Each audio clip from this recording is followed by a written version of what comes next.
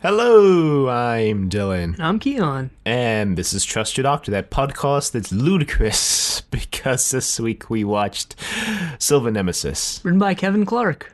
directed by Chris Clough. And aired in November and December of 88.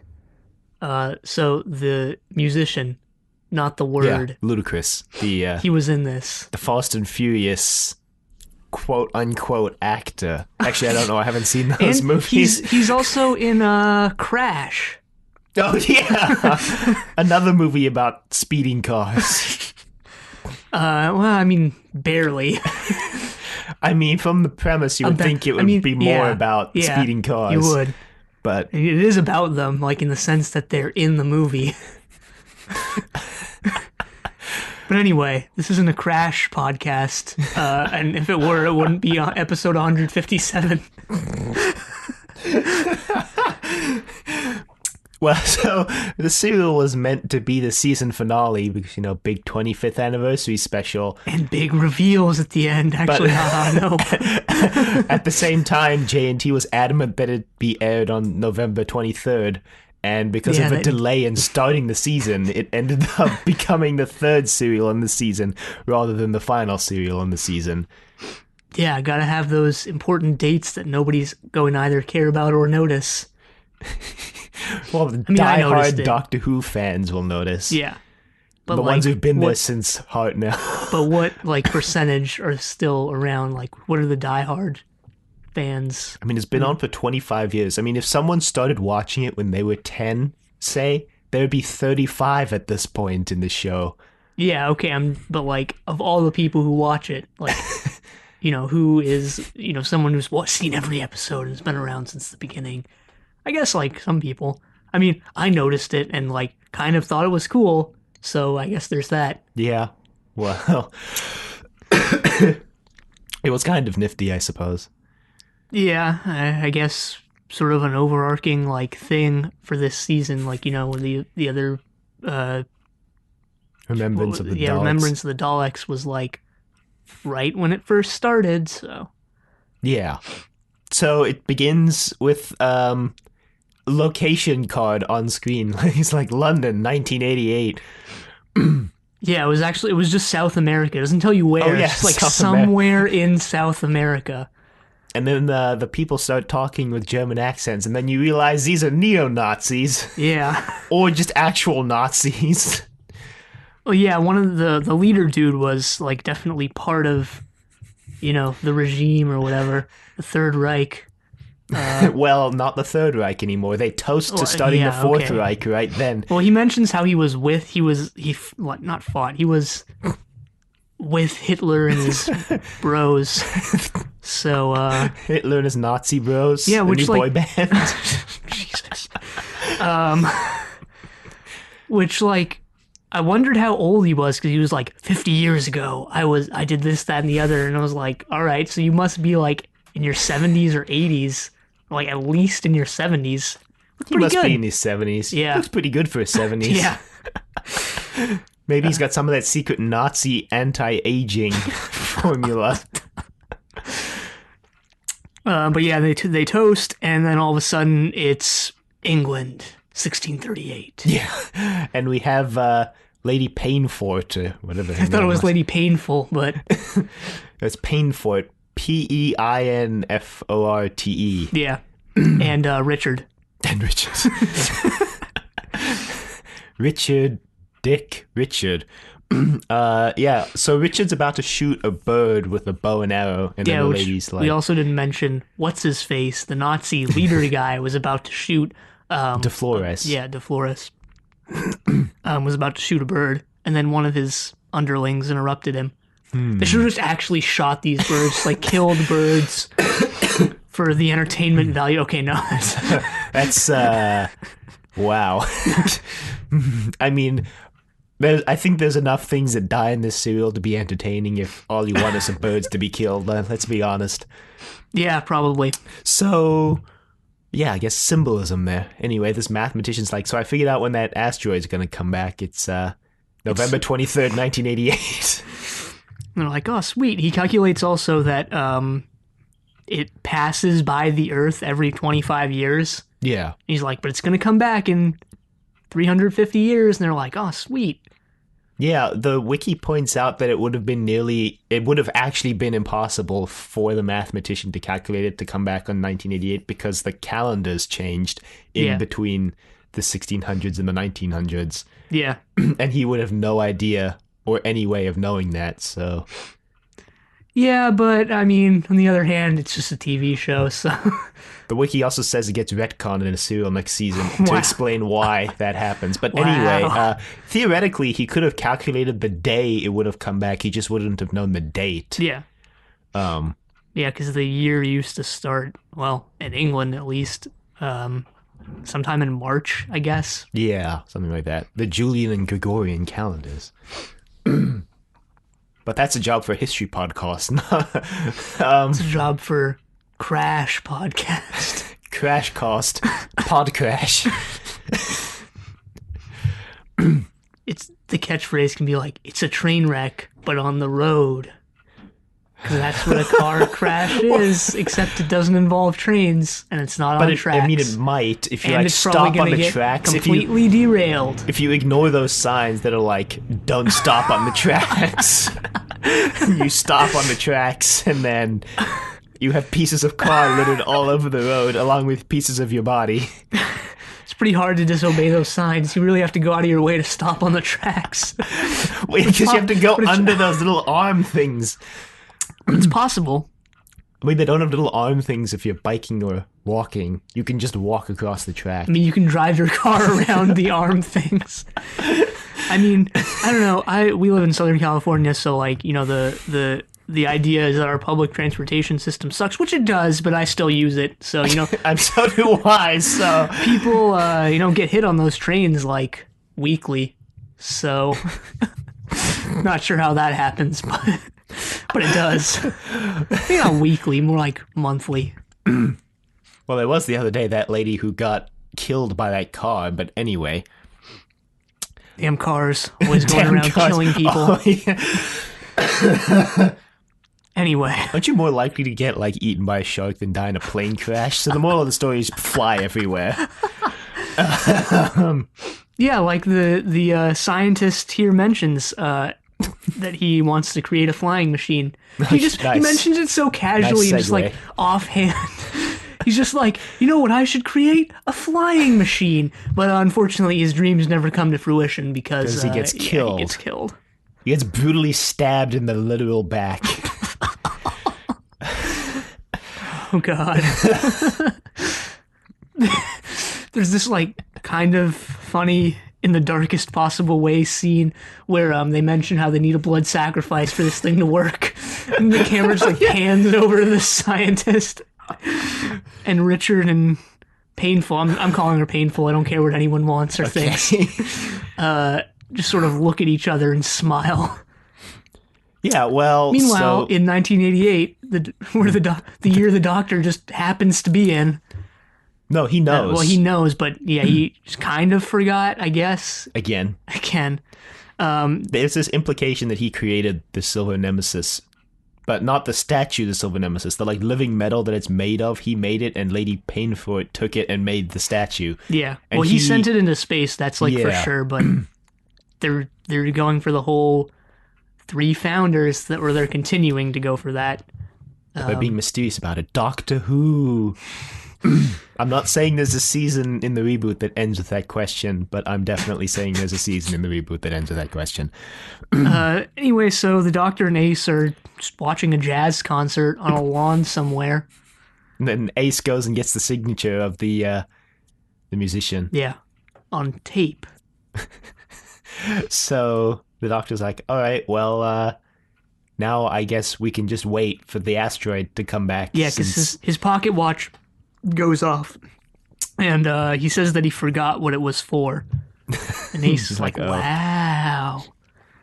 Well, he probably said it 300 years in the past, and he's like, well, it's kind of like that method for remembering things, just like you tie something around your finger and you'll remember it. You'll see the thing around your finger, like, oh, what do I need to remember? And you'll remember it, but I always feel like that never works because you'll never remember what you need to remember. You'll just remember that you need to remember something. Yeah, probably. It kind of reminded me of, I guess this was like a year or a year and a half ago now, where I set a calendar reminder on my phone for some date like 10 to 15 years from now. And I completely forgot when it was, and it said something stupid like hi or something like that. But I guess I'll find out when I get that reminder. I mean, I just did it for fun, but yeah. But you'll never know why you did it. No, or it was just what you for did fun. it for. It was just for fun, but Okay. I don't remember what I wrote or what date it was. I mean, you could look. Yeah, but I'm not going to. So it's like a time capsule. Yeah, kind of. Okay. But worse. It's true. This is true. So they start heading off, and somebody tries to shoot them, so they start running off. Yeah. I think it's the neo-Nazis. I thought it was the cyber-controlled humans. Might Pretty be. sure it was. I thought the Cybermen were only revealed at the end of episode 1. Yeah, but I think it was... Like, formally I think it revealed. was them. I'm not sure. Spoilers, But I guess. they jump into the water. They just dive into the river. They just drown. Well, that would suck. Neither of us can swim. What did we do? The doctors lived for 900 years. Like, I never learned how to swim. Have we seen the Doctor swimming? Probably. Well, he was in that Edwardian swim gear back in the first Doctor. Remember, we named our episode after that. Don't they go swimming in that second Doctor serial where they're just like having fun on the beach and they're like, oh yeah, let's go find Atlantis? I don't remember. I don't know. The Doctor does shower. Yeah, so obviously you can swim, you know. Hey, maybe. You gotta make those precautions He does in go case boating in Shada. Yeah, so obviously he can swim. That's what that means. I mean, yeah. Anyway. Lady Painfort has done some sick alchemy, suspiciously reminiscent of Spiral Scratch, now that I think about and it. Dragonfire. So they sacrifice the mathematician guy.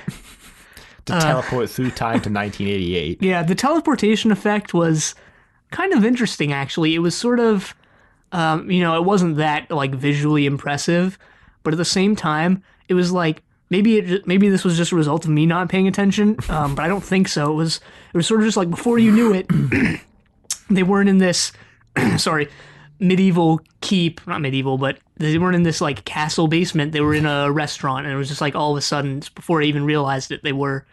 So I was like, wow, that was kind of cool. And Richard's like, where are we? And she's like, exactly the same place we were, Richard. Keep up, Richard. God dang it, Richard. And everyone's like, wow, cosplayers. Yeah, there's like this couple or like group eating some food, and they just like look over and like, what the heck? What? What? So they go over to the window, and Richard sees a car, and he's like, what carriage is this? Yeah, so we get lots of humorous person out of time jokes in this serial. Quote unquote humorous, because they kind of lose their humor by episode 3. So the Doctor and Ace go to Windsor Castle. Let's go check out the local sites, I guess. I think there was some reason as to why they went there, but I don't really remember why. Neither do I. And there's just a picture of Ace just chilling on the wall, and Ace is like, wait, what? And the Doctor's like, we'll get there. Well, first they decide to disobey the signs, kind of like those people who park on the tracks. They decide to just go into this restricted area. Well, the Doctor says he knows the Queen, so he's allowed to go around, quote unquote. They get caught and questioned. The Doctor's like, you're never going to believe this, but we got here in a time machine. Ha ha ha ha ha. And they're like, yeah, right. Pretty sure the neo-Nazis chased them there. Well, they get chased by, like, the castle staff first, at least. They head out onto, like, a lawn area. Well, they see that picture of Ace before they head out. Yeah, they see the picture of Ace. And the Doctor, like, implies that he knows exactly what happens, but also implies that Ace hasn't gotten there yet, so... Yeah, which, I mean, I thought was gonna be part of the serial, but I guess wasn't. Nope, I guess it's just there to imply a future/past adventure. It's probably gonna not happen on the TV show, and probably did happen in something else. So apparently there's a lot of cameos during this in and around Windsor Castle from people like Nicholas Courtney and various directors who worked on the show for the past couple of years. Because J&T was like, this is my final season, I'm leaving. And I guess they somehow roped him into making one more, so... But yeah, there were a lot of cameos. Anthony Ainley was supposed to cameo in the crowd too, but he was busy, I think. Would have been exactly like Doctor in Distress. They just show up and cameo. So I mean, that would probably start some fan theory, like the Master was in the crowd. Probably.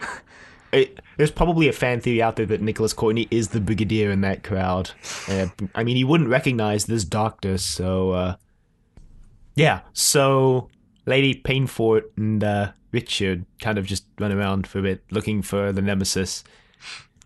And then the neo-Nazis show up. Also looking for the Nemesis. So... Yeah, we skipped the part where they semi-explain... Well, so the Nemesis, you need the bow and the arrow and the statue to activate it. And Lady Painfort's got the arrow, and I think the neo-Nazis have the bow. And the statue is like... In space. On the asteroid. So the Doctor is like, well, we got to trace that asteroid because either the neo-Nazis or Lady Painfort, the world's going to kind of suck for a while. So they confront the Nazis.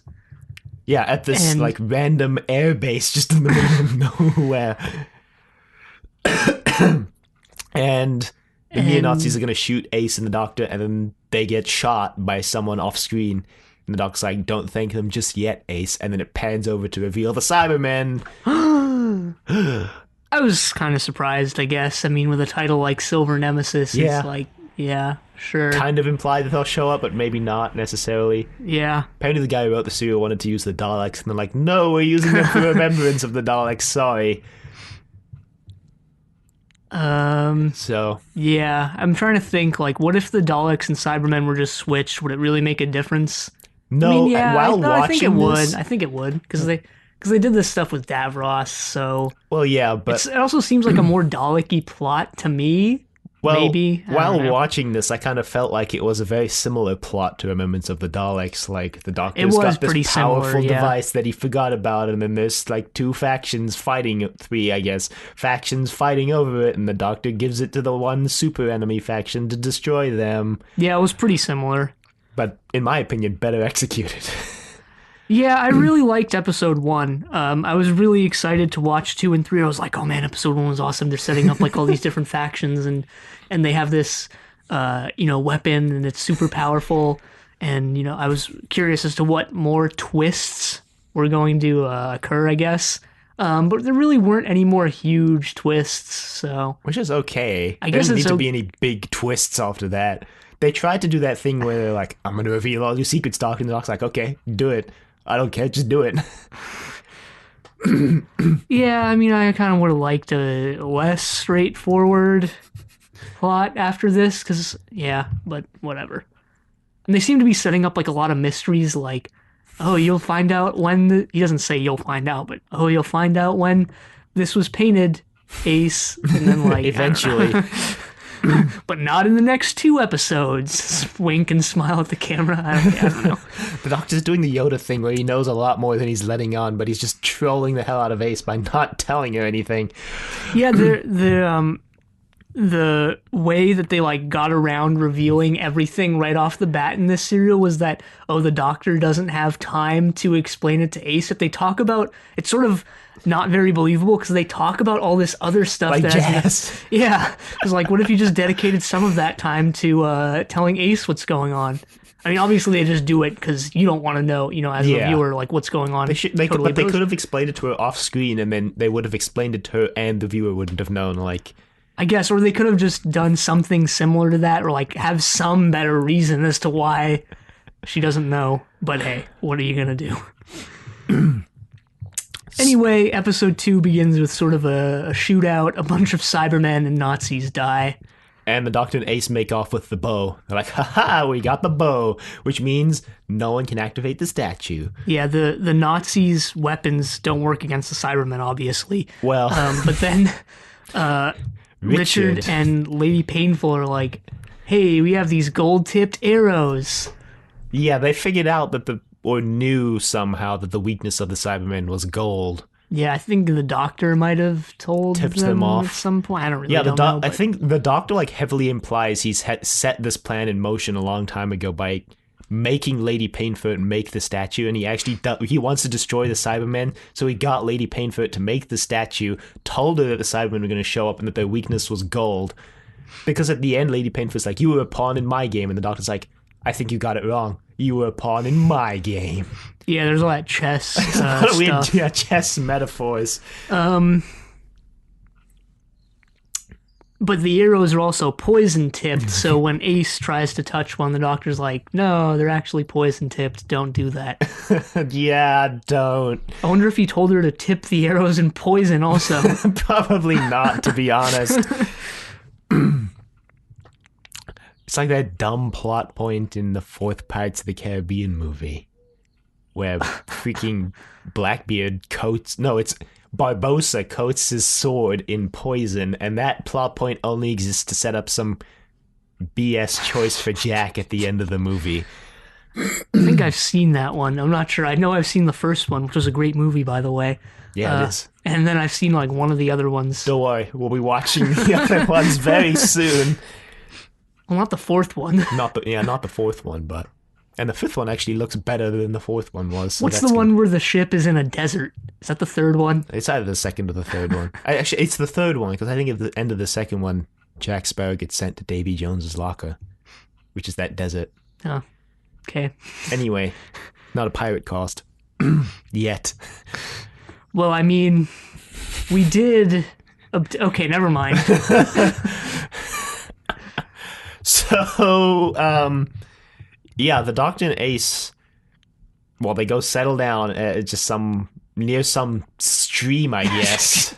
Yeah, they just head off into the wilderness. Okay. Oh, that's right. Really. They go to jam the Cybermen's communications with Ace's newly rebuilt stereo system. Yeah, the Doctor built her a new one somehow. That's way better and way cooler, and can jam communications. Yeah, so they go jam and like stuff. Project an image of nearby events, okay. I guess. Well, so the Cybermen go to... So they're still looking for the statue, because the statue actually is not in the asteroid. The Doctor fooled everyone into thinking it was in the asteroid, but it wasn't in the asteroid. So Lady Painfoot's like, well, let's go to the castle because... Okay, I'll stop. What? Let's go to the castle. What? As if that wasn't the most predictable move ever. Because information about where we put the statue will be there. And they go there. And, well, I'd like this clever foreshadowing because you see Richard's grave. But Richard's like, where's your grave, milady? And she's like, I don't know. I thought she made something up, like, oh, it's over there, or something like that. Well, because they go into her burial place, I guess, because that's where she realizes the statue is. It's in her coffin. And then Richard's like, where's your body? And she's like, well, don't worry about it, Richard. And you think that's never going to come into play, but then later it totally comes into play. Yeah. You find out why her body's not there. It's because, surprise, she was actually Kronos from the Time Monster.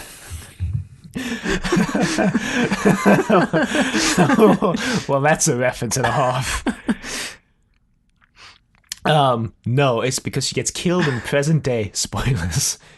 Yeah, no, I mean, I just said that because the statue kind of looks like a slightly more high-budget version of Kronos from the Time Monster. Well, what I also liked was that the Doctor and Ace actually used the TARDIS to go back and forth between places in this serial. It's kind of confusing, actually. Yeah, because they never tell you when they go back in time to Old England and present-day Windsor Castle. I mean, it makes sense once they're there. They show up in, like, the dark room, and you're like, oh, okay, they went back. But they don't, like... It's not that explicit. Maybe not explicit, but, like, I don't know. It's just weird. It's like, oh, they're here now. Yeah. I mean, I liked it, that they actually used it for what it was meant for instead of doing the seasons 1 through 6 thing where they come up with some nonsense reason to incapacitate the TARDIS for the whole serial. I mean, they don't even do that anymore. They just kind of don't use it. Which, yeah, I guess this serial did have, like, a lot more time travel than most serials do. But at the same time, is this really a time... Overboard. Yeah, I was like, is this really a time travel show? Like, Yeah, the time travel's kind of just a conceit to get them to different places. Yeah. That's why I'm like kind of wary of the reboot where they supposedly do a lot more time travel nonsense. But well, I guess they might make it work. In the reboot, they try to make it more science fiction. Huh. They try to dedicate more of the show to science fiction, which I guess is what they're kind of trying to do right now with the other thing and the Doctor and... Well, I mean, yeah, they're trying to build some sci-fi style lore, I guess, but I don't know.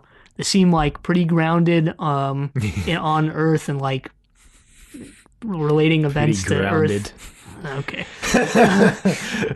They seem pretty dedicated on relating some of these sci-fi events to like history, which I guess is what the show was originally intended. Yeah, I think this is where the Doctor explains that the asteroid comes back every 25 years, and this is where they explain some major problems in Earth history that happened, like, every 25 years. And World War II. And Kennedy gets assassinated. Yeah, that one that's bad. Like, don't get me wrong, that's really bad, but it also seems kind of out of place. It seems kind of like, it kind of pales in comparison to World War I and World War II.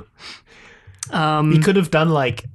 not the Kennedy gets assassinated thing, but, the Daleks show up and kill a bunch of people thing that also happened on the 23rd of November, 1963. Yeah, they could. Maybe it was a reference to, the first episode of the TV series coming out, on the day that happened, possibly. Possibly. But yeah. It's still a bad, it doesn't, like, ruin your belief in this asteroid, because it's still a pretty bad event, so... Well, they probably went for every 25 years, because the show's 25 years old, so the asteroid would have first arrived when the Doctor first arrived, and then they're like, what other events happened in the 25-year increments? And like, oh yeah, World War I happened. Oh yeah, World War II, convenient. Okay, Well, they didn't do explicitly World War II. They had to, fudge it a bit, and oh yeah, Hitler invades Poland. There's Austria. What was I going to say? Yeah, I'm sure I'll think of it eventually. So... Oh, right. The wiki mentions how the silver part of the title might be a reference to the silver anniversary of the show. I think it was. There's no way that wasn't intentional on JNT's part. Yeah, probably. Probably intentional. So... it doesn't really affect anything in any way. It's just kind of a cool little bit of info. Kind of like how we just reached our leather anniversary. Leather Nemesis. Anyway, Lady Painfort has the statue, and then the Cybermen show up, and they're like, haha. Yeah, the Cybermen show up. Richard's out of arrows, so. Yeah. They're out of gold. And he's like, oh no. So he just kind of shoves the arrow to the Cybermen and then makes off with Lady Painful. He's like, we're going to die here if we don't leave. And they bolt out the secret door she had installed. Yeah, Painful. I'm calling her for it. Not going to do it. Doesn't want to leave. She's just like, sacrifice me or kill me or whatever. So Richard's like, aha, no. He doesn't say that at all, but... oh, God. Yeah, there are a lot of kind of awkward scenes with the Cybermen here, like, where they could just easily kill the people, especially, this one less so, but especially at the end with the Doctor and Ace monkeying in the middle around the Cybermen, and it's just like... That scene was funny, though. It was funny, but what are you doing, Cybermen? Come on. The Cybermen in the serial were not the Cybermen that we've had before. The Cybermen are just kind of generic villains with... Well, yeah, they changed their voices again, which they do every single serial, so that they show up in. And the cyber lieutenant, who's the leader this time around, kind of sounds like Vader. And he has the black handlebars. Yeah, those barely noticeable black color changes from the actual, regular Cybermen. The actual Cybermen. Yeah, the cyber lieutenant's not an actual Cyberman. At some point, I think this is either now or maybe we skipped it, Ace and the Doctor decided they're going to go blow up the ship. I think it's now. It's before they go whoop-de-wop the Cybermen with the bow. Yeah, they go blow up the ship. Well, the conversation is all humorous because the Doctor's like, you definitely followed my directions and didn't bring any of that Nitro 9, right? From Remembrance. Yeah. Suspicious, right? And Ace is like, no, I'm a good girl. And the Doctor's like, good, go blow up that spaceship. But the Doctor, makes a point of luring the humans away from the ship before they blow it up so they don't kill anyone. But I guess the Doctor has no qualms about killing Cybermen, so... Yeah. Yep. But I did like that touch that he draws the humans away so they don't get killed in the explosion. Yeah, I mean, kind of, there's the whole thing where, like, oh, yeah, he really values his life or whatever. But, I mean, it's kind of undermined. I mean, it's by events later. Theoretically, it's kind of always been undermined by the fact that he just kills the Daleks and the Cybermen whenever he sees them, but... Yeah. I guess it's, like, human life, and, like, most people are okay with it, because the Cybermen aren't, like, human anymore. Yeah. But I don't know, it's kind of strange to me. It just feels a bit weird. They never really executed it right, I think. But yeah, they blow up the ship and the Cybermen come lumbering back and they're like... Yeah, this is the thing. The Doctor draws the humans away so they don't get blown up in the explosion, and the Cybermen gun down the humans anyway, and Ace is like, they got killed because of me. And the Doctor's like, they were dead anyway. Yeah, I guess this is sort of a more, egregious example of, like, the Doctor's personality, like, not really coming together. I mean, yeah, in a sense, you're right. It's always been undermined, but, like, here it's sort of more of a point because it's more noticeable. Because they immediately just get killed. So it's like, why did you even try? And then the whole line, like, oh, they're already dead, like... I mean, yeah, it's not so much why'd you even try, because he didn't know that they were going to get killed right away. It's like, why even include that line? Yeah. But I think we should also mention how ridiculously huge this explosion was. Hey, I liked it. Explosions are cool. And there was the first one was like a relatively, normal size explosion, I think. And then it keeps going off, and it's just this enormous explosion that apparently, I guess they're just so far away from any sort of town or village or whatever that nobody really notices it, because I mean, I don't know. Maybe there is some sort of police investigation that goes on that we just don't see. Just the guys who have to clean up after the Doctor's mess every time. I think we made a joke about that before. Yeah, probably. Police show up and like, what the hell? Countermeasures shows up. What the hell? Apparently, this entire serial was filmed on location. They did no studio shoots for this serial. It makes sense considering we don't get any like TARDIS shots. Or just like single shot or like single direction shot of a set. Yeah. Yeah, gotta get that 25th anniversary money for those on location shoots. So. Yeah, costs so much to go out to a random field. Well, they went to a castle. Yeah, they went to a castle. Not Windsor Castle. They had another castle stand in for Windsor Castle, but they went to a castle. Yeah, so the Doctor and Ace now... They go to chill on like a hill. Didn't intend for that to rhyme. Well, so the neo-Nazis team up with the Cybermen now because the neo-Nazis are like, you guys are weak to gold. We're not weak to gold, which is debatable. I mean, I feel like if they got shot by a gold tip, like a golden arrow, they'd still probably die. Especially since the arrows are poison tipped as well. Yeah, probably.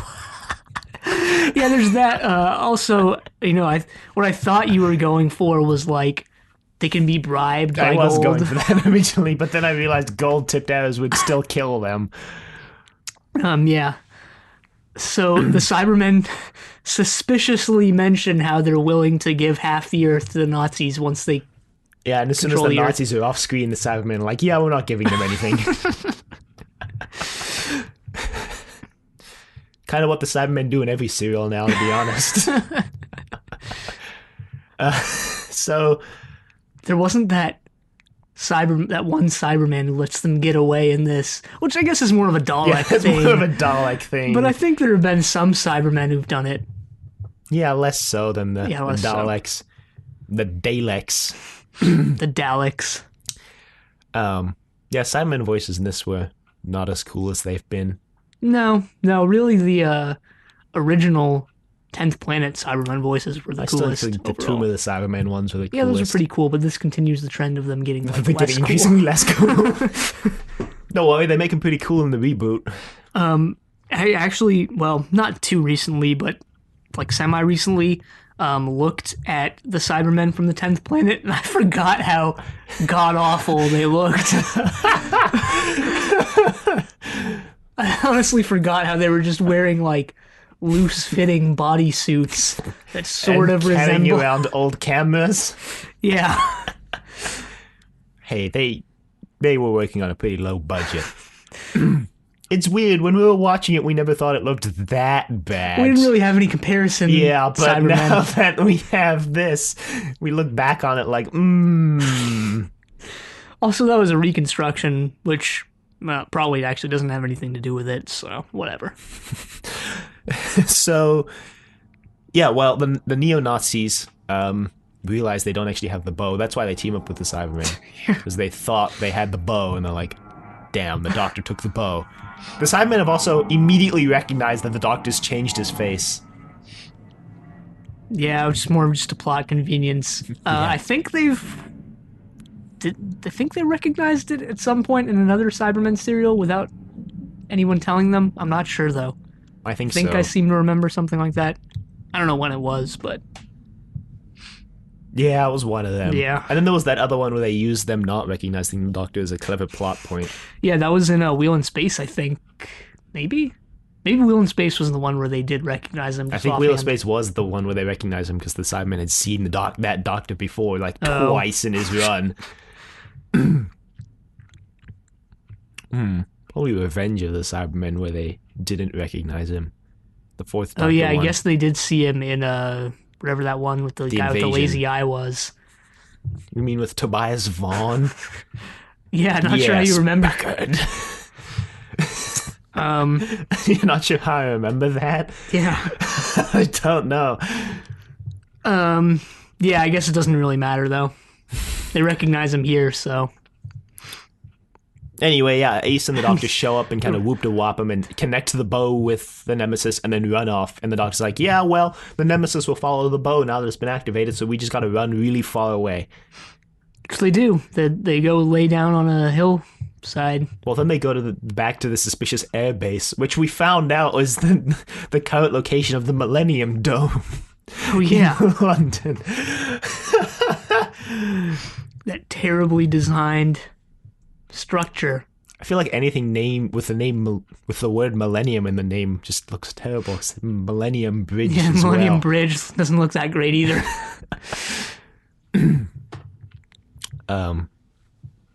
Millennium Falcon. I mean that looks kind of cool.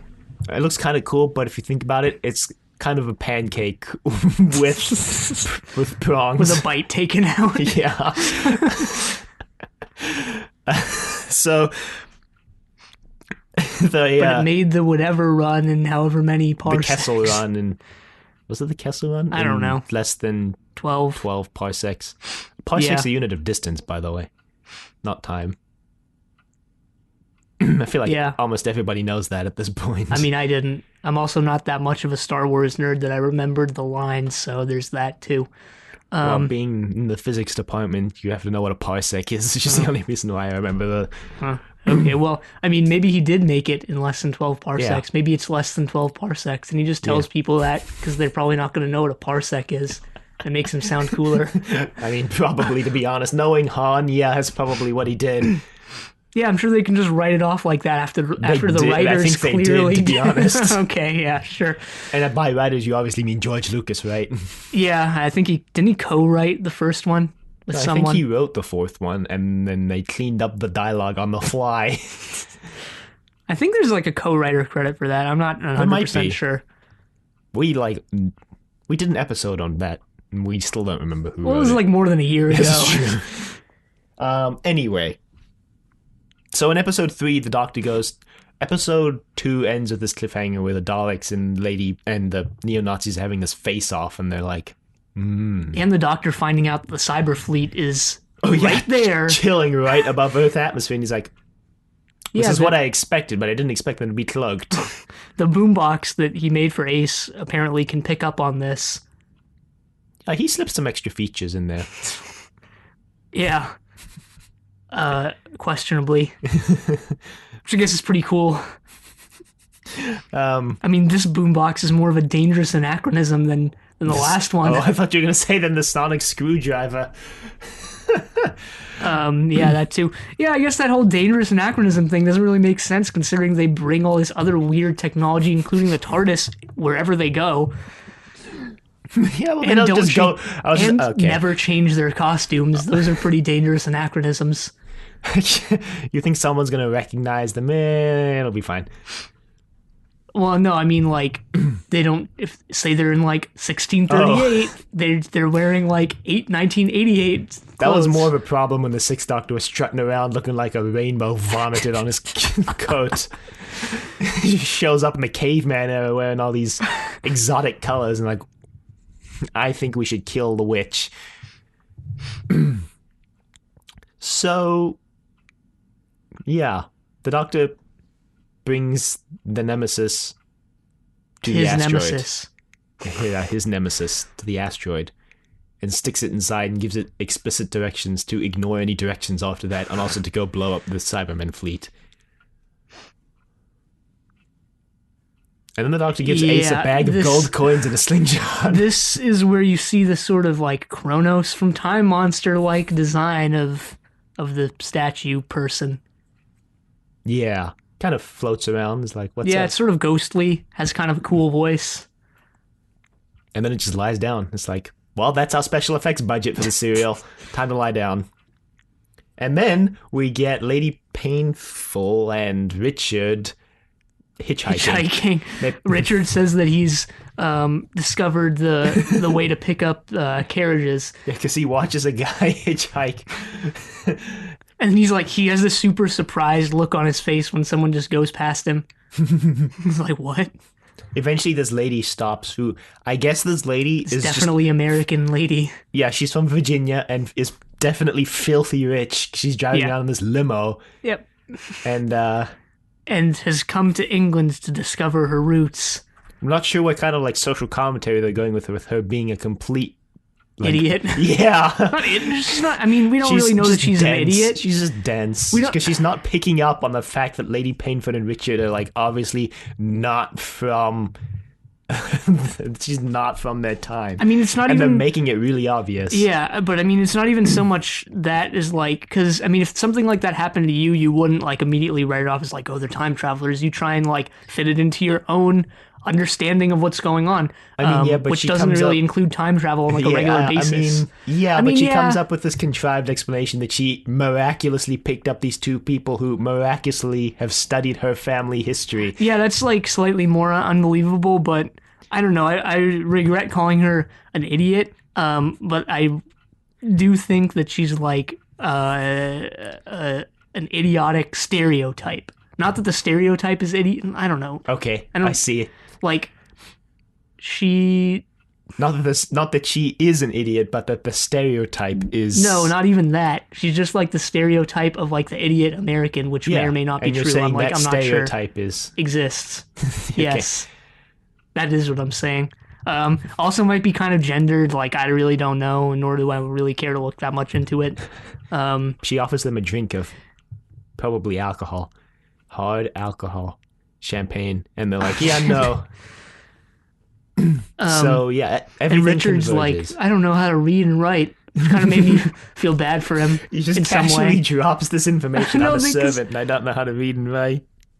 She mentions, like, there's a reason for him to say that. I don't remember why, but yeah. I think it's when she said they've studied my family history, and he's like, I'm just a servant. I don't know how to read and write, woman. He doesn't say it like that. Slap. Jesus.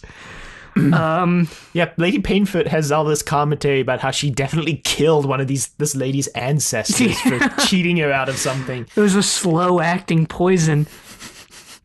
You're like, oh. Yeah, I guess, come to think of it, that's her weapon of choice, poison.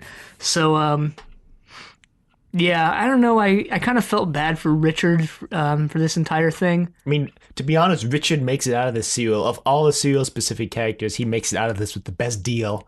I mean, probably. He gets to go back to his own time. Most other people in this die. I mean, he gets to go back to his own time. His lady is dead, which probably makes him a free man for a while. He gets to just chill on the castle with, I guess, that woman he's with, who shows up at the end to play jazz with him. I don't know. He's got it pretty good. Maybe. I don't know. Yeah, so the Cybermen converge on the airbase hangar, and Ace now has 100% accuracy with the slingshot and killing Cybermen. I don't know if you noticed. She goes on kind of a killing spree. Never misses. Except once. She misses one shot on that staircase. I think she hits one of them, and it doesn't kill him. That's at the end where there's the 3 Cybermen, and she shoots the one and ducks, so the 2 across from each other shoot each other, kind of like I suspected the Daleks would do in Remembrance of the Daleks. Yeah. So they kill each other, and I think the one she shot didn't die because he shows up a little bit later. Yeah, I mean, I guess it sort of doesn't make sense why the Cybermen guns can kill the other Cybermen unless they have gold bullets. Which they're laser guns. They're laser guns, so maybe they're gold lasers. I don't know. Or they're just lasers, and lasers blow up Cybermen. I guess so. I guess that's what it is. I mean, human guns kill other humans. It's not like we made guns we're immune to. I mean, sure. Yeah, all right. I mean, I guess, I don't know, the Cybermen guns were kind of designed to kill humans instead of other Cybermen, but I guess there is all that infighting between the Cybermen. Yeah. The Cybermen control DeFlores at one point, and they double-cross them, and then DeFlores' henchman double-crosses the Cybermen and kills them, and then frees DeFlores. Yeah. Oh, those are those 2 Cybermen I had with question marks, with the one holding DeFlores and the guy, and he kills them. Huh. Or at least I assumed he killed them. I thought he killed them. Probably. So they show up at the airbase, and they're give me the Nemesis. And they're like, no. And then the rogue Cyberman kills them, so that resolves that plot thread nicely. Yeah, it's always nice when you can just kill some people off and wrap something up. Both in real life and... No. Kind of harkens back to that joke a couple weeks ago where you might be wanted in 3 states for murder. Anyway. Yeah, that joke. Okay. So, what? Who said that? The garage elf. He said it. So, yeah, now Lady Painful and Richard show up, and the Cyberman doesn't do the same thing. He just lets them live for a while. Yeah. And then Lady Painful's like, Nemesis told me all your secrets. I know everything about you, Doctor. I know everything about how you were born and where you were raised. I'm going to tell everyone. The Doctor's like, okay, do it. Was it... He's hesitant at first in a single line. And then she's like, I'm really going to do it. And he's like, you know what? Okay. He's like, okay, I'm going to give the bow to the Cyberman, and you can tell them whatever you want. And the Cyberman's just like, the Doctor's secrets are no concern of ours. And she's like, oh. Ace seems pretty curious. She's like, nobody knows who the Doctor is. Well, she's like, I know he's a Time Lord. She seems curious, but not that bothered by any of this. There was that scene earlier where Ace is like, hey, Doctor, gotta admit, I'm pretty scared. And the Doctor, drickishly says, hey, well, you can just wait in the TARDIS. I didn't think he was a jerk. He was saying, if you're scared, you can go wait in the TARDIS. I don't blame you. I don't know, it seemed pretty jerkish to me. But it didn't seem that way to me. To me, it just seemed like he was concerned about it and was like, you can go wait in the TARDIS. Yeah, to me, that's it's so reductive of I don't know, not reductive, I don't know, but it's it devalues sort of their relationship, friendship, whatever, to me at least. But I guess kind of, but at the same time, the Doctor's looking out for Ace and doesn't want her to go kill some Cybermen if she's scared. She doesn't really seem that scared when she goes kill all those Cybermen. Yeah, so I question why that scene was even in there in the first place. But to me, it's sort of a negative thing. That's how I look into it. But that's fair, I guess. Kind of makes me like the 7th Doctor slightly less than I already did, but hey, I'll reserve, until we finish his run, which is drawing close. Yeah, 5 weeks from now. Anyway, yeah, the Doctor doesn't care who reveals the secrets, and he's really nonchalant about it. Lady Painful's like, all right, well, I'm just going to suicide myself then. Jesus. I actually don't know what happened. She jumps and she gets absorbed into the Nemesis. I don't know. I thought she like became the statue. I mean, you gotta be the marble.